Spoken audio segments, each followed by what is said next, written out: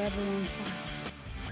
ಇನ್ನು ಬಿಜೆಪಿ ಶಾಸಕ ಮುನಿರತ್ನಗೆ ಆಡಿಯೋ ಸಂಕಷ್ಟ ಏನಾದರೂ ಎದುರಾಗತ್ತಾ?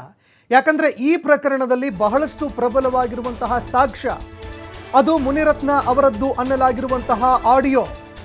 ಈ ಆಡಿಯೋದಲ್ಲಿ ಮಾತನಾಡಿರುವಂತಹ ಪದ ಬಳಕೆ, ಆ ಶಬ್ದಗಳು, ಅದೆಲ್ಲವನ್ನ ನೋಡ್ತಾ ಹೋದಾಗ ಸಮುದಾಯಗಳನ್ನು ಅದರಲ್ಲೂ ಕೂಡ ಜಾತೀಯವಾಗಿ ನಿಂದನೆ ಮಾಡಿರುವಂಥದ್ದು, ಇದೆಲ್ಲವೂ ಕೂಡ ಬಹಳಷ್ಟು ಗಂಭೀರವಾಗಿರುವಂತಹ ಪ್ರಕರಣಗಳಾಗತ್ತೆ.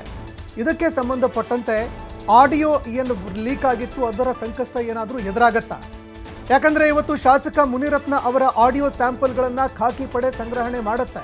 ಯಾಕಂದರೆ ಶಾಸಕ ಮುನಿರತ್ನ ಅವರು ಅರೆಸ್ಟ್ ಆಗೋದಕ್ಕಿಂತ ಮುಂಚೆ CM ಇಡೀ ದೇಶದಾದ್ಯಂತ ಈ ರೀತಿಯಾಗಿ ಫೇಕ್ ಆಡಿಯೋಗಳನ್ನು ಮಾಡ್ತಾ ಇದ್ದಾರೆ. ಪ್ರಧಾನಿ ನರೇಂದ್ರ ಮೋದಿ ಅವರದ್ದೇ ಆಗ್ತಾ ಇದೆ ರೀ ಅನ್ನುವಂತಹ ಒಂದು ಸಬೂಬು ಕೂಡ ಅವರು ಹೇಳಿದ್ರು. ಆದರೆ ಇದಕ್ಕೆ ಸಂಬಂಧಪಟ್ಟಂತೆ, ಈ ಪ್ರಕರಣಕ್ಕೆ ಸಂಬಂಧಪಟ್ಟಂತೆ ಇವತ್ತು ಮುನಿರತ್ನ ಅವರ ಆಡಿಯೋ ಸ್ಯಾಂಪಲ್ಗಳನ್ನು ಖಾಕಿ ಪಡೆ ಸಂಗ್ರಹಣೆ ಮಾಡುತ್ತೆ. ಧ್ವನಿ ಪರೀಕ್ಷೆ ನಡೆಸುವಂತಹ ಸಲುವಾಗಿ FSLಗೆ ಅದನ್ನು ರವಾನೆ ಮಾಡಲಾಗತ್ತೆ. ಇನ್ನು ಯಾವ ರೀತಿಯಾಗಿ ಕಲೆ ಹಾಕ್ತಾರೆ, ಒಂದು ಪ್ಯಾರಾಗ್ರಾಫ್ ಕೊಡ್ತಾರೆ, ಅದನ್ನು ಓದೋದಕ್ಕೆ ಹಚ್ತಾರೆ. ಅದೇ ರೀತಿ ಯಾವುದಾದ್ರೂ ಒಂದು ವಿಷಯಕ್ಕೆ ಸಂಬಂಧಪಟ್ಟಂತೆ ಮೇಲು ದನಿಯಾಗಿ ಸಣ್ಣ ದನಿಯಾಗಿ ಅದನ್ನು ಮಾತನಾಡೋದಕ್ಕೆ ಹಚ್ತಾರೆ. ಮಾತನಾಡೋದನ್ನೆಲ್ಲವನ್ನೂ ಕೂಡ ರೆಕಾರ್ಡ್ ಮಾಡಿಕೊಂಡು ಅದನ್ನು FSLಗೆ ಕಳಿಸುವಂತಹ ಕೆಲಸವನ್ನು ಮಾಡಲಾಗತ್ತೆ.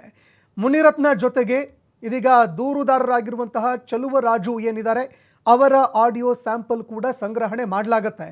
ಯಾಕಂದರೆ ಇಬ್ಬರ ಆಡಿಯೋಗಳಿದೆಯಲ್ವೇ, ಎರಡನ್ನೂ ಕೂಡ ಮ್ಯಾಚ್ ಮಾಡಿ ನೋಡಬೇಕು. ಯಾಕಂದರೆ ಮುನಿರತ್ನ ಅವರು ಹೇಳ್ತಾ ಇರುವಂಥದ್ದು, ಇಲ್ಲ ಈ ಆಡಿಯೋ ಏನಿದೆ ಅದು ನನ್ನ ವಿರುದ್ಧ ಷಡ್ಯಂತ್ರ, ಈ ರೀತಿಯಾಗಿ ನಾವು ನೋಡಿದಾಗ ಫೇಕ್ ಆಡಿಯೋಗಳನ್ನು ಸಾಕಷ್ಟು ಮಾಡ್ತಾ ಇದ್ದಾರೆ ಅನ್ನುವಂತಹ ಒಂದು ಸಬೂಬು ಹೇಳಿದರು. ಇದಕ್ಕೆ ಸಂಬಂಧಪಟ್ಟಂತೆ ಇಬ್ಬರ ಆಡಿಯೋಗಳನ್ನು, ಇಬ್ಬರ ಒಂದು ಧ್ವನಿ ಏನು ಟೆಸ್ಟ್ ಇದೆ ಅದನ್ನು ತೆಗೆದುಕೊಂಡು FSLಗೆ ಕಳಿಸುವಂತಹ ಕೆಲಸವನ್ನು ಮಾಡಲಾಗತ್ತೆ. ಇಬ್ಬರ ಆಡಿಯೋಗಳು ಒಂದು ವೇಳೆ ಮ್ಯಾಚ್ ಆಗಿದ್ದೇ ಆದರೆ ಮುನಿರತ್ನ ಅವರಿಗೆ ಸಂಕಷ್ಟ ಎದುರಾಗುವಂತಹ ಸಾಧ್ಯತೆ ಇದೆ.